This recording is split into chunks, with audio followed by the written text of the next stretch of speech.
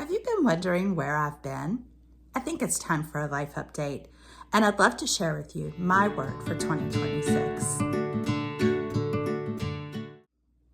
I'm Wendy Custer. Welcome to my channel, where I share encouragement for your hearts and tips for encouraging others. Do you choose the word for the year?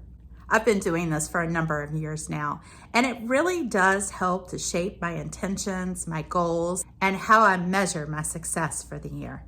I'm looking forward to sharing my word for 2026. But first, a little life update.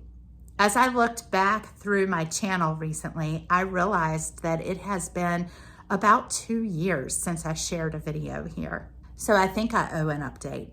Here is what's been happening in my life over the last couple of years. We finished a house flip with our son and sold it. We bought another property and started renovating the cottage to be an Airbnb. My dad, who had been diagnosed with ALS, passed away, and this was our second Christmas placing a wreath on his grave during Wreaths Across America. We opened our Airbnb.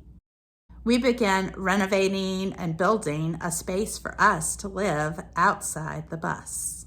We planted lots of flowers. In the midst of all of this, we have spent time with family and friends. We have growing grandchildren. Our grown children have had weddings and engagements and bought houses and so much more. I can't really tell you why I haven't kept up with my channel, except to say that it has felt like time to be quiet.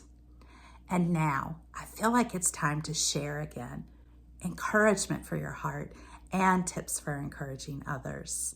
So, speaking of sharing, let's get to my word for 2026. In the past, I have used words like intentional, pray, focus, and peace. The last couple of years, my word or phrase for the year has sprung from a favorite passage of scripture, Psalm 37. Psalm 37:3 says, "Trust in the Lord, do good, dwell in the land, and cultivate faithfulness." Cultivate faithfulness is the phrase that has informed my intentions for 2024 and 2025. Cultivate, meaning to till or to dig up, to prepare the land, to develop. And faithfulness, meaning to stay true, to continue on, to maintain, to show up, to be there. I have worked hard to apply those words to all of the areas of my life in the past couple of years, some more successfully than others. This year, my word is really just an extension of the phrase cultivate faithfulness. My word for 2026 is grow. As a gardener, a flower grower, this is such a good word picture for me. I have been quietly digging up and digging in, working to get to the root of things, tilling the soil of my soul, my heart, my mind, preparing myself for moving forward. This year feels like the time to grow. Seeds have been planted. Creativity has taken root. I have rested and healed. I sense the slow unfurling of tiny buds, pushing through and reaching for the light of spring, the warmth of the sun.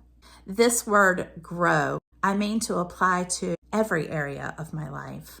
My spiritual growth, my growth as a wife, a mother, a grandmother, a friend, encourager. My growth as an artist, as a writer, as a host, yes, and even as a gardener. In short, growth as a person, simply being me and growing as me.